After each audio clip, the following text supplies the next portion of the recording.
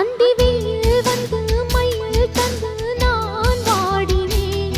அடுத்தும் எல்லாம் தென்றலிடம் நான் கூறினேன். அந்த தென்றல் பெண்ணும் சொன்னாளம்மா உந்தன் சேதியே. அவள் சொன்ன பின்பு மின்னல் போல வந்தேன் தேடியே. என்னை நீ தொட்டவுடன் எங்கவோ பொங்குதையா. முற்றுகை இட்டவுடன் சிற்றிடை தின்னுதையா. வெட்கம் விடுமோ அச்சம் விடுமோ தக்க துணைதான் பக்கம் வருமோ.